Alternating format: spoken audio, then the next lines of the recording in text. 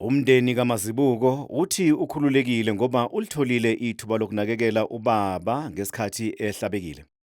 Usuku lwanamhlanje olokubungaza impilo yakhe. Yabo lo moya wokudabukelana nowokudabukisa siyawuxosha nje ngoba amambazo impilo yayo wonke beyokuthi mayifika endaweni kuphila abantu.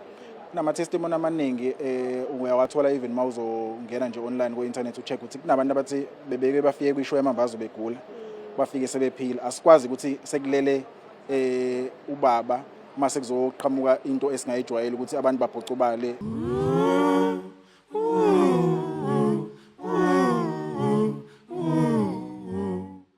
uMazibuko ungelinye lamalungu asedonsile eqenjini lamambazo njengoba ebeseneminyaka engama-50 ezungeza umhlaba nalo kwaze kwaba uthatha umhlala phansi inyakenye.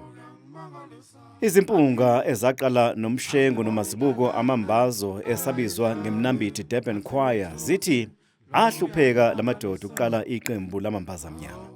uJoseph Shabalala ethi labafana sihambeni befika kubaba ethi baba laba bangile angithi unalento uthula ndingane uthi ayi laba bangizwa baba ukuthi ngikhuluma ngani uthi hawo nemuza umfweni bathi he uthi lalelani mlaleleni uthi ufuna abantu azocula nabo ingoma bathi kulungile hawu mfowethu ishaye manje le ngoma ishaye manje uthi cha hayi kanjalo ngizothi mase sixoxile nobaba ese nginishiya neculo ngoba kusasa ngibuyele eThekwini ufika lesingaki iSabatha lolu suku esethu umgqibelo ngalo ngesonto safanele uthatha isitimela ebuye zongena msombuluko emsebenzini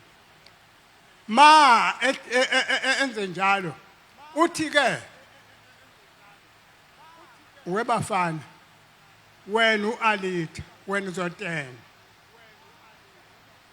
wimbazo wena usho lo iwele untanga yethu uthi wena wesandla esincane sikhona isandla esikhulu engofika naso usho uHeadman Shabalala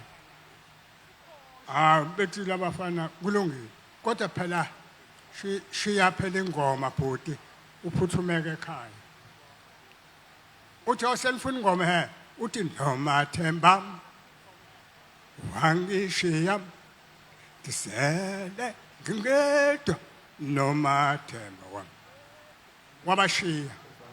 Iqembu lizohlonipha uMazibuko, umsunguli weqembu Solwazi uJoseph Shabalala namanye amalungu eqembu angasekho ngokubungaza iqhaza labo empumelelweni yalo nokuqhubeka nomsebenzi walo wokwazisa ngezwe emhlabeni nokuphakamisa ukuthula kuwona umhlaba. Kubalekile kakhulu ukuthi siqhube iphupho loba uMazibuko iphupho lika baba when they started iLadysmith Black Mambazo.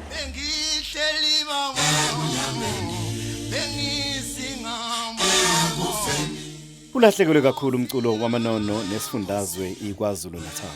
Ngiyazi manje ukuthi bashayekile emoyeni wabo ngokuhanjelwa uMazibuko ngoba bebehlela ngezansi kwakhe uma kuthiwa kukhulunywa ngomlando injula yamambazo bebehlehlela ngemuva bethi baba uMazibuko xoxa uwe owazi konke ebenikwenza nobaba.